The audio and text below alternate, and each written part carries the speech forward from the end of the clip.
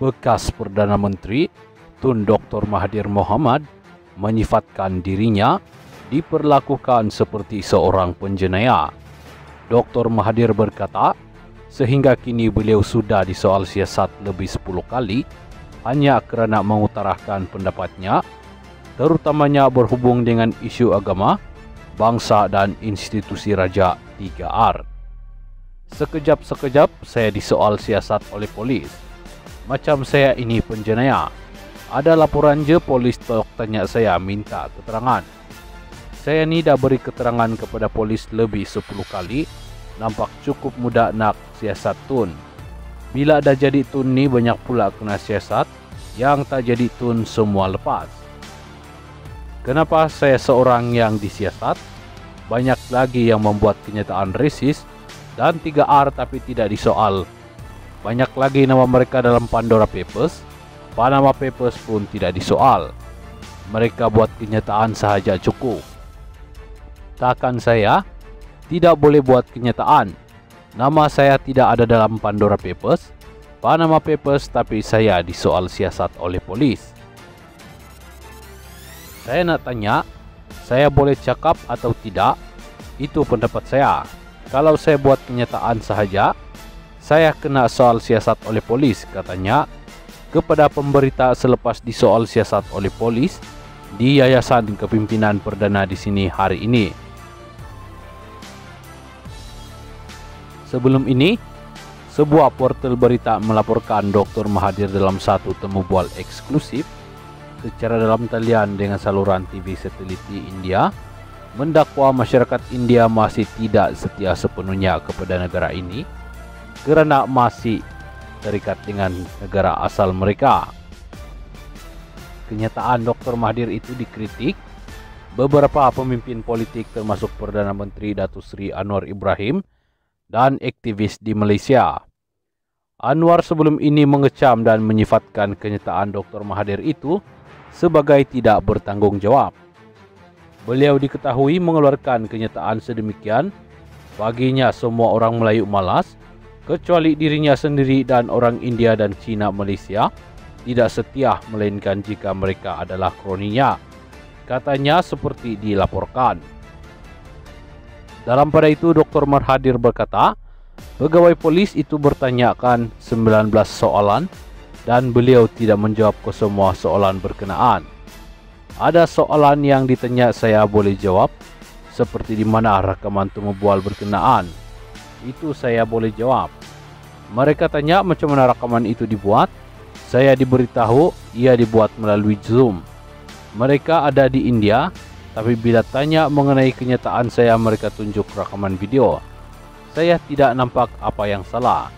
Saya ada hak mempunyai pendirian ataupun fahaman saya, tapi nampaknya itu dikatakan salah.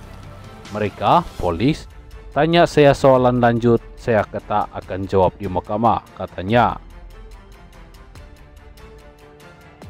Isteri bekas Menteri Kewangan Naimah Abdul Khalid hari ini didakwa di mahkamah atas pertuduhan gagal mengisytiharkan asetnya seperti yang diarahkan Suruhanjaya Pencegahan Rasuah Malaysia SPRM.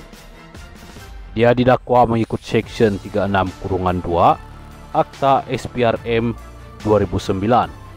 Jika disabitkan bersalah, Naimah boleh dipenjara sehingga 5 tahun dan denda sehingga RM100,000.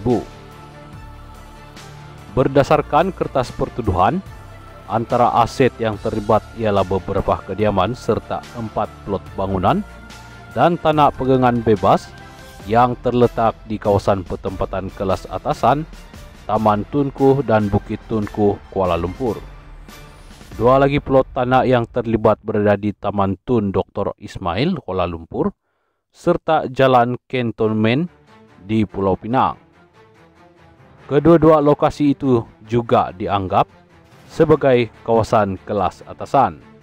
Naimah, 66 tahun, turut didakwa gagal mengisytiharkan pemilikannya terhadap Menara Ilham di Kuala Lumpur serta 2 unit kereta Mercedes-Benz masing-masing model EQC 400 dan 500 SL.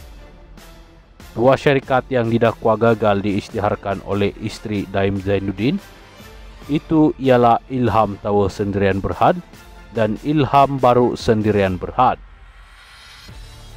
Di hadapan Hakim Mahkamah Seksyen Kuala Lumpur Azura Alwi, Naimah diwakili bekas Peguam Cara Negara Muhammad Yusuf Zainal Abidin serta M. Furavelan dan Alex Tan. Pendakwaan pula dikendalikan Timbalan Pendakwa Raya Ahmad Faizal Muhammad Azmi, Muhammad Fadli, Muhammad Zamri dan Maziah Muhaidi. Azura membenarkan Naimah dibebaskan dengan ikat jamin sebanyak RM250,000. Untuk rekod, Daim turut disiasat SPRM dan diwakili bekas Peguam Negara Tommy Thomas. Dan Daim dan istrinya mendakwa tindakan penguatkuasaan dan pendakwaan itu dilakukan Perdana Menteri Anwar Ibrahim kesan daripada perseteruan politik di antara mereka yang berlangsung sejak sekian lama. Naimah juga mengulangi tuduhan yang sering dibangkitkan apabila seorang ahli politik atau pihak yang dikaitkan dengan mereka dihadapkan ke mahkamah menganggap agensi penguatkuasa seperti SPRM dan Jabatan Peguam Negara diperalat untuk melunaskan dendam penguasa. Pasangan Daim Naimah sebelum ini menegaskan kekayaan mereka termasuk aset yang disimpan di luar pesisir bukanlah diperoleh secara haram. Daim yang merupakan tokoh yang rapat dengan Dr. Mahathir Mohamad juga menyatakan rasa maraknya apabila SPRM menyiasat anaknya dan mendakwa jika dia tidak menyertai politik, aset cairnya sahaja sudah melebihi RM50 bilion. Perdana Menteri Datuk Seri Anwar Ibrahim mempengerusikan mesyuarat Majlis Perundingan Pimpinan Kerajaan Perpaduan kali pertama bagi tahun ini di Seri Perdana Putrajaya. Selain Anwar, beberapa pemimpin utama Kerajaan Perpaduan turut kelihatan menghadiri mesyuarat berkenaan, iaitu Pengerusi Barisan Nasional Datuk Seri Dr. Ahmad Zaid Hamidi, Ketua UIP Gabungan Parti Sarawak GPS Datuk Seri Fadilah Yusof dan Setiausaha Agung DAP Anthony Lok Siufo. Mesyuarat juga disertai Presiden Warisan Datuk Seri Muhammad Syafiq Abdal dan Premier Sarawak Tan Sri Abang Johari Tun Openg. Mesyuarat tersebut melibatkan perbincangan mengenai pelantikan yang di-Pertua Dewan Negara yang baru selain pemilihan calon bagi jawatan berkenaan.